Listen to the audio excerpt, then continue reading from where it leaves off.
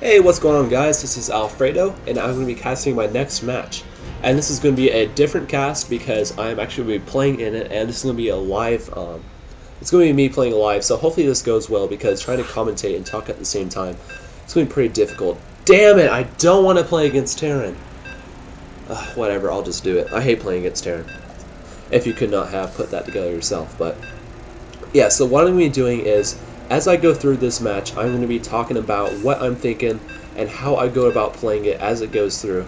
And I am playing against a Diamond League player, but he's only got like 40 games played, so even though I don't like Terran, I'm feeling pretty confident about this match. Inevitably, my macro is going to slip a little bit because just trying to talk and maybe show some stuff as I'm going, it's going to make it tough to play at the same time, but I just want to give you guys a little insight on just how to go about playing the game.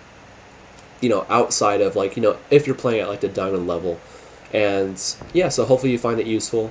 And you guys have to let me know some things that I'm missing because obviously I'm not going to be able to pick up on everything. And there's going to be some things that I'll be doing that I won't explain at the same time just because I'm not used to this. And the first thing I'm going to be doing is clicking this mineral patch like crazy because I want to be a hard ass and have a high APM, even though it doesn't help me whatsoever. But when it comes to APM, you shouldn't worry about it until you get to about the diamond level.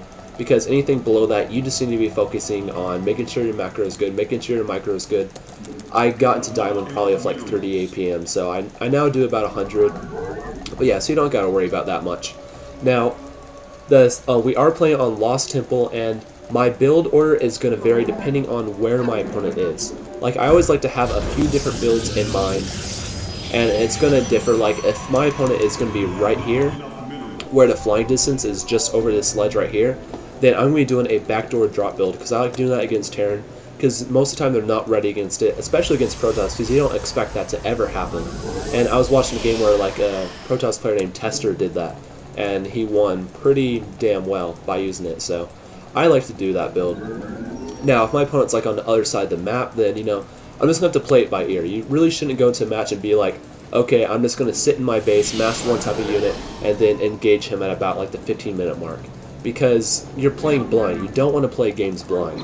And I am getting my gateway up. I'm going to hotkey this probe and send him around to do stuff. And by do stuff, I mean scout. So I do have another probe going up. I'm going to be getting my gas. So now, if I don't do that backdoor drop build, then what I like to do is do a 1-gate fast expand into 5-gate because it's a build that Huck loves to do, and I was watching some videos where he does it, and I try to do it myself, and it works so well. I love doing it. So my opponent, he is not going to be here, so I'm going to run over to this base right here and put a pylon here so that I can warp in units right there if need be, if I get attacked or something like that. And this gateway is about to finish, so I need to bring a probe right here to build a my Cybernex core. I want to make sure that I keep my timing like perfect, so I get everything out as fast as possible. And I want to have one Zealot out. That way I can try to take out his SCV, and just I like having that one unit out there quickly enough, just to be able to, it's just nice to have that. Now he already has a Marine out. That's pretty quick. But he has not walled in, and he is over here. And you know what? It looks like he's going to be massing Marines because he has one barracks, and he has a reactor on it. So my probe is probably going to die right here. Definitely going to die. So you know what? I'm actually just going to do my backdoor drop anyway because I don't think this guy is going to be scouting much. And it's a cool build. I like doing it. So yeah, what I need to do that is I only have one gas. That's all I'm going to need. So I'm going to be getting a robotics facility out. Now what I need to do, so he doesn't know this coming, is I need to get this SCV, so hopefully I can intercept it. And I want to set this Zealot to a hotkey. And I'm going to be chasing this guy around. I need to start getting my gateways up, because I'll explain this build as I go. Now I'm going to send this Zealot right here, so that once I do send out my transport, he does not see it. Because one thing that makes playing StarCraft so much easier is just knowing what's going on the map. If you're playing in the blind, or if you're playing blind, it makes it so much more difficult. I think I already said that, but okay, so I know he's not sending any early aggression quite yet, so that buys me some time. I'm going to hotkey this, and as soon as that is ready, I'm going to build my transport, and I need to get out a couple more pylons.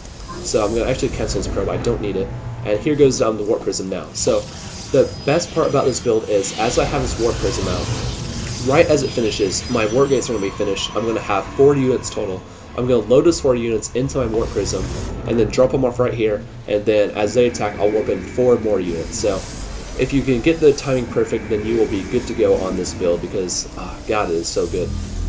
So I'm going to be getting down another pylon here, and my warp groups have finished, so I'm going to start those up. And also I'm going to queue an Immortal, because I'm going to send that Immortal to his base. Okay, hold on, I just got to think a little bit here, because that SCV is there. I did kill that SCV because I was looking on the mini-map, and, come on, get some minerals.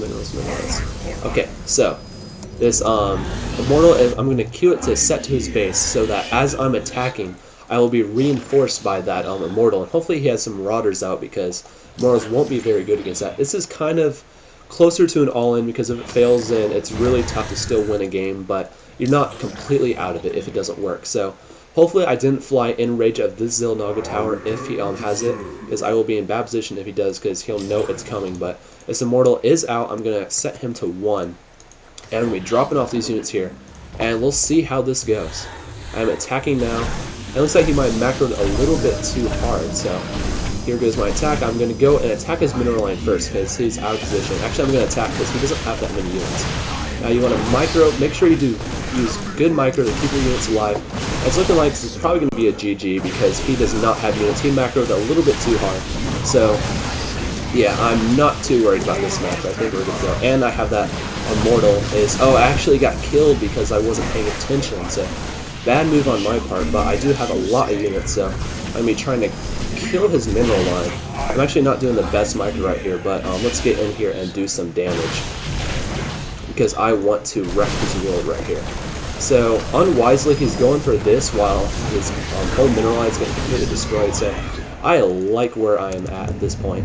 And I'm going to try to micro these guys back to keep them alive, because I need to keep these guys alive long enough just to win against these. But he does have concussive shells out, so yeah, I'm not going to be able to win this. So I'm just going to try to get these guys back and start to rebuild my army. Oops, a little bit of mess right there. But all I need to do is just stay alive long enough against this guy, because he is severely damaged at this point, and that's why I like doing that backdoor drop. It's like, who expects that to actually happen? You saw that his units were took a while for him to reinforce himself. That's because he's probably about to attack me, but I attacked first. So he's not going to be happy about that. I am, hopefully I'm not in too bad position, because he does have a lot of units coming, but all I gotta do is force field my ramp, and he is gonna have to wait a little bit too long to be able to do anything. So I'm gonna do that right here. He's not with force field. Alright, I'm gonna force field these guys, so that I cut his armies off a little bit. And now, unfortunately, he did get division, so that's actually not very good for me. So I might actually lose this game just because I'm not playing it well at all. But I'm not worried about it, because I'm trying to talk at the same time, so we'll see how this goes. I'm kind of just trying to concentrate on this. And, he's doing a good job microing. I gotta give him that.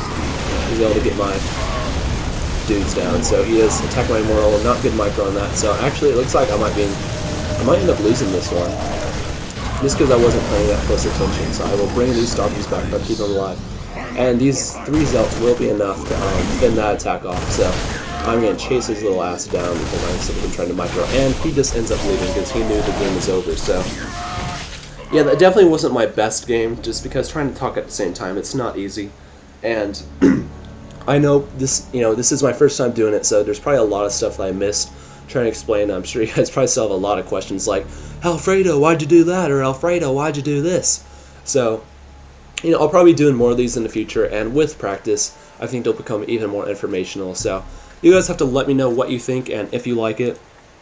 And yeah, so thanks for watching, guys, and I'll see you all guys again later.